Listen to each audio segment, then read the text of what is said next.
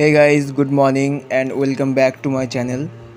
তো কেমন আছো তোমরা সবাই? আশা করি সবাই খুব ভালো আছো।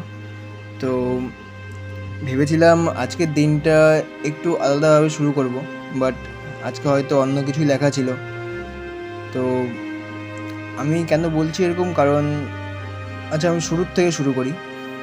তো আজকে সোমবার, আর সোমবারের দিন আমাদের বিলাসপুরে হাট থাকে, তোমরা জানোই। তো ডেলিকার মতোই বাবা সকালে টোটো করে মাল লোড করে হাটের দিকে রওনা হয়েছিল।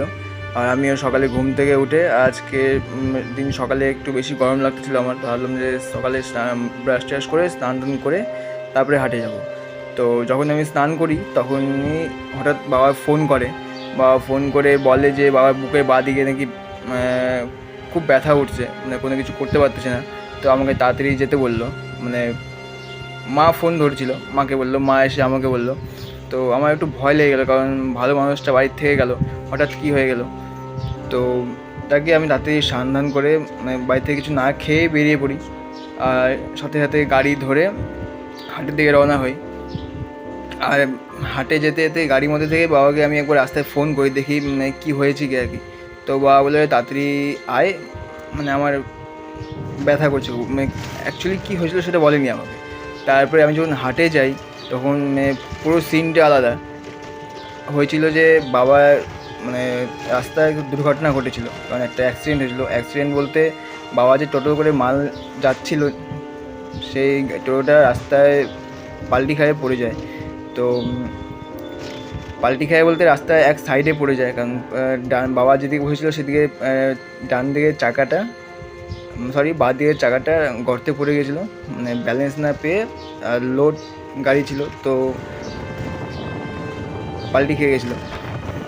তো বাবার তো পায়ের দুটো হাঁটু কেটে গেছে, আর বুকের বাঁ দিকেও লেগেছে, আর যে টোটো চালক তারও লেগেছে। তো আর এটা চাইলে আরও বেশি বড়সড় কিছু হতে পারতো, বাট ঠাকুরের আশীর্বাদে হালকার উপর দিয়ে পার হয়ে গেছে এটা। তো তারপরে হাটের এক কাকু মানে বাবাকে নিয়ে তখন সামনে একটা ছোট্ট মেডিকেল স্টোরে যায়, আর ওখানে গিয়ে বাবাকে টেট ব্যাক ইঞ্জেকশন নেওয়া দেয়, কিছু ব্যথার ওষুধ দিয়ে দেয়। তো তারপরে বাবাকে বললাম যে আমি তোমাকে বাড়ি ছেড়ে আসতেছি, তো বাবা বললেন আমি যেতে পারবো। তো তারপরে বাবাকে পাঠিয়ে দিলাম বাড়িতে। তো অ্যাকচুয়ালি কথায় আছে না, মানে হনিকে কেউ আটকাতে পারে না, যেটা হওয়া সেটা হয়েই থাকে। আর টোটোওয়ালারও দোষ দিয়ে কোনো লাভ নেই, কারণ উনি আমাদের মাল মাঝে মধ্যে বিলাসপুর হাটে নিয়ে আসেন। তো কোনো না কিছু হয়নি, বাট আজকে সেটা হয়ে গেছে, তো এখানে কিছু বলার নেই, যা হওয়ার হয়ে গেছে।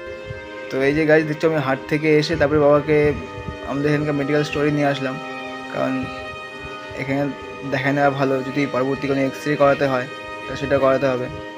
তো এই যে দেখতে দুটো হাঁটু প্রায় ছিলে গেছে, এই যে। তো আর বাবার হাতের আঙুলগুলো খুলে গেছে, বুকের বাদিকেও লেগেছে।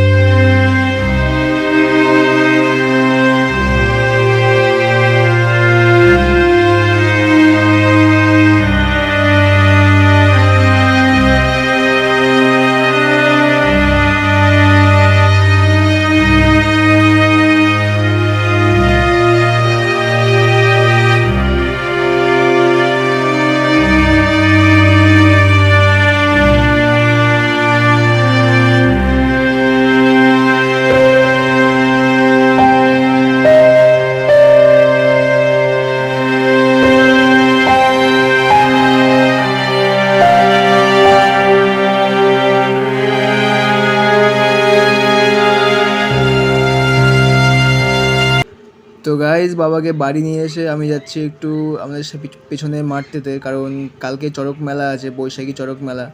আর আজকে মানে একটু গিয়ে দেখি কীরকম লাইটিং সব করা হয়েছে, সাজানো হয়েছে মাঠটাকে। হাট থেকে এসে বাবাকে ডাইরেক্ট ডাক্তারের কাছে নিয়ে গেছিলাম মেডিকেল স্টোরে। তো সামনে এখন পুজো চলছে।